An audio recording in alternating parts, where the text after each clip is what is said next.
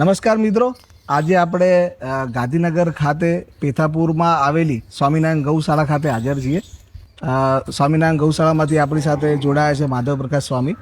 નવી જે જનરેશન છે જેમને ખેતી સાથે પશુપાલન પણ કરવું છે અને સમય નથી, અને એવું જેમ અત્યારે આપણે સીસીટીવીમાં મોબાઈલ કેમેરાથી એપ્લિકેશનથી ઓફિસમાં શું ચાલે છે જોઈ શકીએ. તો એ પ્રકારની જે આ તમે હાઈટેક એપ્લિકેશન બનાવી છે જેનાથી બેઠા બેઠા તમે મોબાઈલમાં તમારી ગૌશાળાનું સંચાલન કરી શકો, એ વિશે ખાસ જણાવો. એપ્લિકેશનની અંદર માનો કે અત્યારે હાલમાં આપણે તમે ગૌશાળામાં આવ્યા તો 114 ફિમેલ કેટેગરી છે, 41 નંદી કેટેગરી છે. નંદી કેટેગરીમાં 2 નંદી સર્વિસ નંદી છે, 23 વાછડાઓ છે એટલે જે દૂધ પીતા હોય એવા છે, 16 નિવૃત્ત નંદી છે. ઉપર દૂધની ગાયો 35 છે, વાછડીઓ આટલી છે, ગાભણી ગાયો આટલી છે, વસુકી ગયેલી આટલી. આ ટોટલી વસ્તુ સવારે કેટલા લીટર દૂધ થયું છે, આનું ટોટલી વસ્તુ આજે 2 ગાય બીમાર છે તો એને શું પ્રોબ્લેમ છે, એની શું ટ્રીટમેન્ટ થઈ, એક એક વસ્તુ જોવા આવે. માનો કે આપણે આ ગાયોની અંદર ગયા તો અત્યારે દૂધણામાં જે વાડો છે તો એની અંદર આ પહેલી 103 નંબરની ગાય જોઈએ તો 4 વર્ષ 14 દિવસની થઈ છે.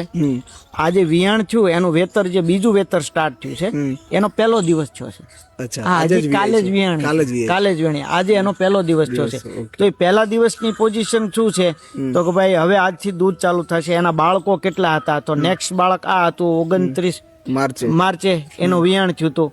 આ રીતે માનો કે એની મેડિકલ એ બીમાર પડી હતી તો કે ના એનું વેતર આ ગયા નેક્સ્ટ વેતરમાં 200 ને આટલા દિવસ થયા આટલું દૂધ થયું હતું.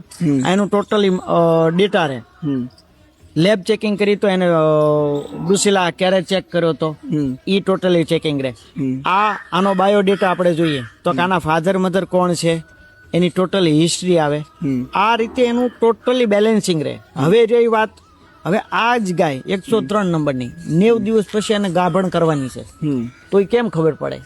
તો એપ્લિકેશન હંમેશા તમને જાણ કરતી રિમાઇન્ડર આપતી રહેશે કે આ વસ્તુ ને આટલા દિવસમાં તમારે આ વસ્તુ કરવી. જેમ કે આપણે સિક્વન્સમાં કન્ટિન્યુ જોતા જઈએ તો અત્યારે છેલ્લી જે ગાય વિયાયેલી છે 134 નંબરની તો એના 102 દિવસ થઈ ગયા છે. 102 દિવસ થઈ ગયા છે એટલે ઉપર લાગ્યું છે પ્રજનન મુદ્દત વીતી, એટલે એને ગાભણ કરવાનો સમય થઈ ગયો છે, વીતી ગયો છે, છતાં એ થઈ નથી. તો એના માટેની તમે તૈયારી કરો. બરાબર. જે કોઈ ગાભણ થઈ ગઈ છે, માનો કાંઈ નેક્સ્ટ કોઈ ગાભણ થઈ પણ ગઈ છે, એ 3 મહિના 3 દિવસ ગાભણ પણ થઈ ગઈ છે અને ઓલરેડી 145 દિવસ એ વિયાઈ પણ ચૂકી છે. તો આ સંપૂર્ણ માહિતી રહે. માનો કે આનું દૂધ મિલ્કિંગ જોવું હોય તો આ વસ્તુમાં આ ગાય છે, એનું મિલ્કિંગ જો તો કન્ટિન્યુ કેટલા લીટર છે સવારે સાંજે એનું ટોટલ મહિનાનું ટોટલ આ મહિનાનું છે. હવે આની જગ્યાએ આપણે નેક્સ્ટ મહિનો લઈ લઈએ જુલાઈ મહિનાનો તો જુલાઈ મહિનાનું મિલ્કિંગ જેટલું થયું છે એ બધી વસ્તુ બધું આમાં. પછી એની મેડિકલ હિસ્ટ્રી, એક વખત બીમાર પડેલી હતી એને આ વખત સારું થઈ ગયું. પછી એના વેતરની હિસ્ટ્રી આવે, એના શું કહે સ્વાસ્થ્યની હિસ્ટ્રી આવે.